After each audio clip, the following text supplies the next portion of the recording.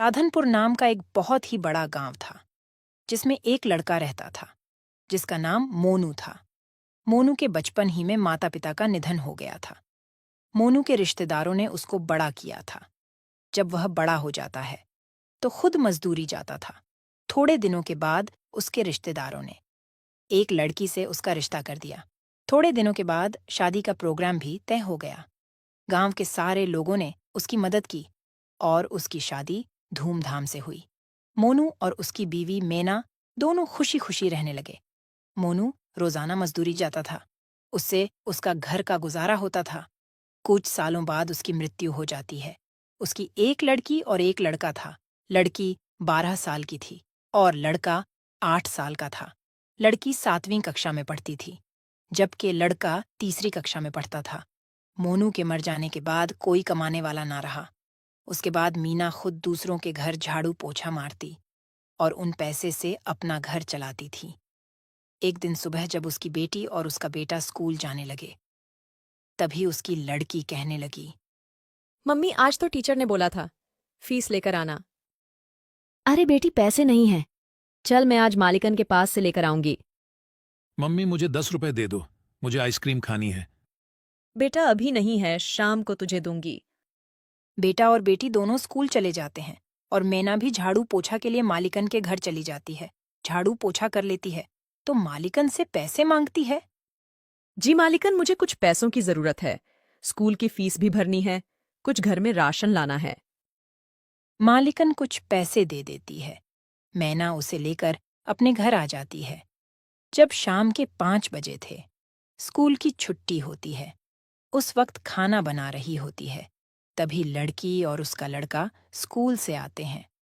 लड़की अपने मम्मी से कहती है, मम्मी, आपको पैसे मिले आंटी से। मुझे कल स्कूल में फीस जमा करवानी है। हाँ बेटी, मैं पैसे लेकर आई हूँ। कल मैं जमा करवा दूंगी। मम्मी मुझे पैसे दो, आइसक्रीम खानी है। ले बेटा। तभी मैना पैसों का हिसाब लगाती है। मैंने फीस के पैसे अलग रख दिए हैं, कुछ बच्चों के लिए अलग रख दिए हैं। अभी तो राशन लाना बाकी है, कुछ ही पैसे हैं। इतने पैसों से तो आज रात का ही राशन आएगा। कल क्या होगा? मेरे बच्चे कल क्या खाएंगे? आज का खाना तो बच्चे खा लेंगे, लेकिन कल सुबह क्या कहेंगे? चलो ऐसा करती हूँ, आज मैं रात को नहीं खाऊंगी और इस खाने को सुबह में कुछ पानी डाल दूंगी, तो सुबह बच्चे खाकर स्कूल चले जाएंगे। महेश, रीना, आओ बच्चों, चलो खाना खा लो। मम्मी आ गए हम। दोनों खाने के लिए बैठ जाते हैं। माँ क्या बनाया है? जो भी बनाया है खा लो, क्योंकि आज राशन खत्म हो गया है। दोनों खाना खाने लगते हैं। अरे माँ, आप भी खा लो। बेटी, बस इतना ही खाना है, उसके अलावा कोई घर में राशन नहीं है। अभी मैं खा लूंगी तो सुबह में तुम क्या खाओगे?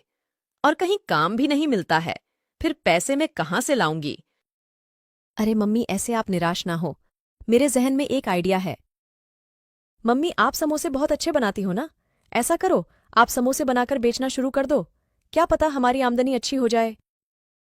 बेटी, बात तो सही है तेरी, उसके लिए तो पैसे चाहिए ना। माँ और बेटी दोनों बात ही कर रहे थे कि अचानक रीना के मामू आ जाते हैं। दीदी, पैसों की चिंता ना करें, मेरे पास से तुम पैसे ले जाओ और अपना कारोबार शुरू कर दो। अरे मोहन, अचानक कैसे? मुझे आपके पैसे नहीं चाहिए, आप तो मुझसे बहुत छोटे हैं। दीदी, आप इन सब बातों को मत सोचो। मेरे 2 पैसे लगाने से आपके 10 पैसे बन जाए तो मेरे पैसे बाद में लौटा देना। ठीक है, लेकिन मुझे समझ नहीं आता कि मैं समोसे कहाँ बेचूं। मम्मी, स्कूल के बाहर, जहां मजदूर के आने जाने का रास्ता भी है और स्कूल के बच्चे भी खाएंगे। रीना, तुमने तो बहुत ही अच्छा आइडिया दिया। उसके बाद मोहन अपनी बहन मैना को पैसे देकर चला जाता है। अगले ही दिन मैना स्कूल के सामने आम सड़क पर लगा देती है। वहां पर समोसे खाने के लिए मजदूर और बच्चों की भीड़ लग जाती है। आंटी, समोसे की खुशबू तो बहुत ही अच्छी आ रही है। मुझे भी समोसे की प्लेट दो ना। हाँ, ले बहन। अरे वह, तुम्हारे समोसे तो बहुत स्वादिष्ट है। ऐसा समोसा तो कभी नहीं खाया। एक प्लेट और दे दो। मैना उसको दूसरी प्लेट भी देती है। पहले ही दिन मैना के हाथ के समोसे खाकर लोगों की भीड़ लग जाती है। रात होते होते सारे समोसे बिक जाते हैं। ऐसे ही चलता रहा। आहिस्ता आहिस्ता मैना के समोसे मशहूर हो जाते हैं। दूर दूर से लोग समोसा खाने के लिए मैना के थैले के पास आते थे और मैना के घर की हालत भी अच्छी हो जाती है। रीना भी छुट्टी के बाद अपनी मम्मी के हाथ बटाती थी। एक रात मैना अपने घर पर पैसे गिन रही थी। तभी कहने लगी, मुझे हैरानी होती है। एक दिन मैं 1,000 रुपये लगाकर शुरू किया था। आज दिन के 15,000 दिन के कमाती हूँ। मैं अपने भाई को डबल पैसे वापस दूंगी और इन पैसों से अपने बच्चों का भविष्य बनाऊंगी। अगले दिन फिर समोसे लेकर बेचने निकल जाती है। शाम होते होते सारे समोसे बिक जाते हैं। तभी रीना कहती है, मम्मी आज भी बहुत बिक्री हुई है। इन पैसों को क्या करोगे? तभी वह दोनों रोड पर से बातें करते हुए घर की तरफ जा रहे थे। तभी एक तेज रफ्तार ट्रक आ रहा था, जिसने उन दोनों को कुचल डाला। उसी वक्त वह दोनों दम तोड़ देते हैं। अधूरी इच्छा होने की वजह से वो दोनों चुड़ैल बन जाते हैं। अरे मेरे महेश का क्या होगा? अभी तो बहुत छोटा है। उसकी देखभाल कौन करेगा? अम्मी अब हमारा घर कैसे चलेगा? हमें कुछ करना पड़ेगा। बेटी, घबराने की जरूरत नहीं है। हम दोनों अपनी इंसानी शक्ल का रूप ले लेंगे और हम समोसे बेचते रहेंगे। इस तरह वह दोनों अपने इंसानी रूप ले लेते हैं और अपने घर चले जाते हैं। मम्मी इतनी देर क्यों हो गई?